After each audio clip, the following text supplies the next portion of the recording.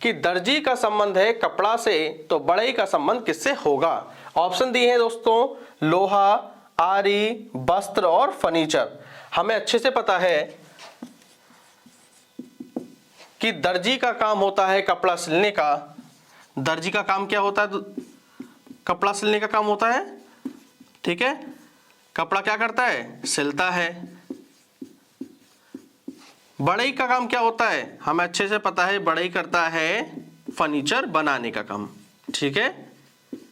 तो option number कौन सा सही होगा? डी आपका बिल्कुल सही है। लिखा है 4, 7, 11, 16, खाली स्थान पर क्या आएगा? चलिए करते हैं इसे।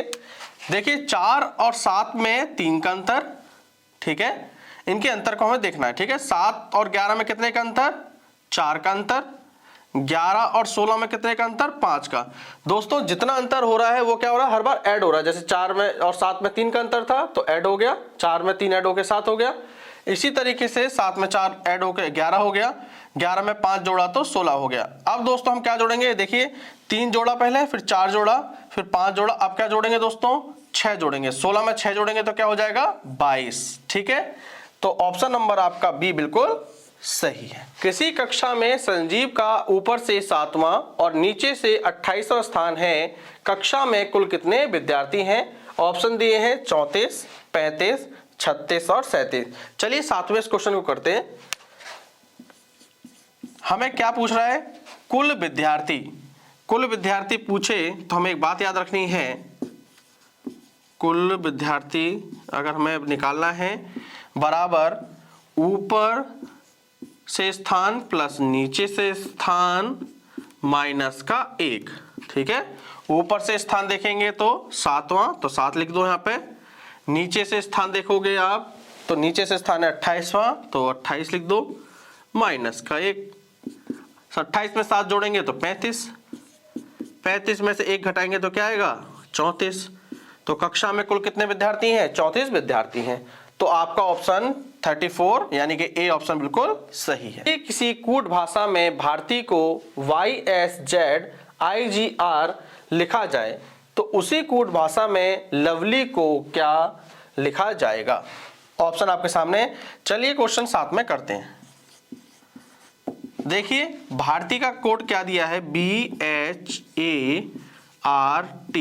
भारती कोड दिया है YSZIGR, ठीक है। अब क्या करिए, जो ये अक्षर दे रखे हैं इनके कोड लिख लेते हैं। जैसे B आता है 2 नंबर पर, H आता है 8 पर, A आता है 1 पर, R आता है 18 पर, T आता है 20 पर और I आता है 9 पर। अब इसके लिख लेते हैं। Y आता है 25 पर, S आता है 19 पर, Z आता है 26 पर, I आता है 9 पर, G आता है 7 पर और R आता है 18 पर। अब हम ध्यान से देखेंगे तो देखिए 2 है और यहाँ पर 25 है, ठीक है, और यहाँ 8 है, यहाँ 19 है। अगर हम 2 और 25 को जोड़ेंगे तो यहाँ पर आता है 27। 8 और 25 को 8 और 19 को जोड़ रहे हैं तो यहाँ पे भी आ रहा है 27। 1 और 26 को जोड़ रहे हैं तो यहाँ भी आ रहा है 27।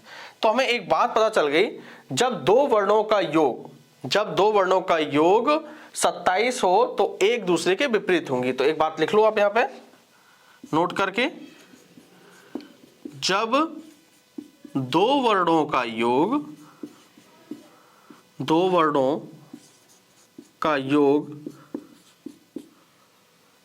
27 हो तो वह एक दूसरे के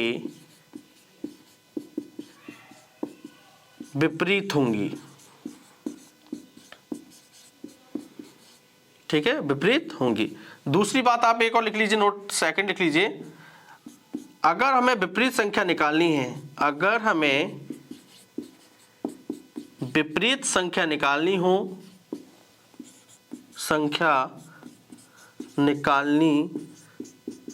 हो तो 27 में से घटाओ, ठीक है, 27 में से आपको घटाना है, ठीक है। बस ये 2 बातें याद रखें, जब दो वर्णों का योग 27 हो तो वह एक दूसरे के विपरीत होगी। क्लियर है। दूसरी बात हमें याद रखनी, अगर हमें विपरीत संख्या निकालनी है तो 27 में से घटाना है। तो हमने देखा दो वर्ड दिए थे, एक बी दिया है एक वाई दिया है, इनका हमने योग किया तो देखिए 27 आया, तो हमें पता चल गया एक दूसरे के विपरीत है। अब हम देखते हैं हमें निकालना क्या है, लवली का हमें बताना है, ठीक है। यहां लिख लेते हैं LOVELY, ठीक है। अब लिखते हैं इनके, L आता है 12 पर, O आता है 15 पर, V आता है 22 पर, E आता है 5 पर, L आता है 12 पर और Y आता है 25 पर। अब हमें क्या निकालना है, विपरीत निकालना है। 27 में से 12 घटाना है, 27 में 12 गया तो 15, ठीक है।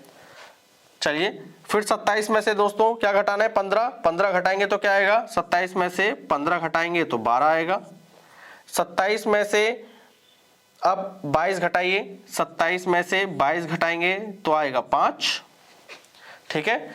अब 27 में से 5 घटाइए, 27 में से 5 घटाएंगे तो आएगा 22, ठीक है। अब 27 में से 12 घटाइए, 27 में से 12 घटाया तो आया 15, ठीक है। अब 27 में से 25 घटाएंगे तो क्या आएगा, 2 आएगा। अब हमारे पास उनकी संख्या निकल आई है, ठीक है। 15 नंबर पे क्या आता है, O आता है, 12 पर L आता है, 5 पर E आता है, 22वें नंबर पे V आता है, 15 पर O आता है और 2 पर B आता है। तो हमारा कोड क्या निकल गया है लवली का, OLEVOB। चलिए ऑप्शन देखते हैं। ऑप्शन नंबर देखेंगे तो ध्यान से, आपका ए बिल्कुल सही है, देखिए OLEVOB बिल्कुल आ रहा है, तो ये ऑप्शन आपका बिल्कुल सही है। गीता 6 किलोमीटर उत्तर की ओर चली, डायरेक्शन से क्वेश्चन है, पढ़ते जाएंगे दोस्तों और साथ साथ करते भी जाते हैं इसे। चलिए क्या कह रहा है, गीता 6 किलोमीटर उत्तर की ओर चली, 6 किलोमीटर उत्तर की ओर चली, उत्तर की दिशा ऊपर की ओर होती है और कितना जा रही है वो, 6 किलोमीटर जा रही है आगे। तब वह वहां से बाएं मुड़कर 8 किलोमीटर चलती है। हम लोग यहां पर खड़े उत्तर दिशा में, हमारा बाएं कहां होगा, पश्चिम दिशा की ओर, ठीक है। और यहां कितना जा रही है वो, 8 किलोमीटर, क्लियर है आगे। फिर अंत में वह वहां से बाएं मुड़कर, ठीक है, बाएं कहां होगा दोस्तों, नीचे की तरफ होगा, कितना जा रही है, 6 किलोमीटर जा रही है, बिल्कुल ठीक है। आगे पढ़ते हैं, प्रारंभिक स्थान से अब वह कितनी दूर है। प्रारंभिक स्थान ये था उसका, यहां से वह इस वाले डिस्टेंस पर कितनी दूर है, यहां से प्रारंभिक स्थान से वह अब कितनी दूर है। देखिए यहां से यहां तक की डिस्टेंस कितनी है, यहां भी 8 है, तो यहां भी कितनी होगी दोस्तों, 8 किलोमीटर। क्लियर हो गया, प्रारंभिक स्थान से अब वह 8 किलोमीटर दूर है। तो आपका ऑप्शन बी बिल्कुल सही है।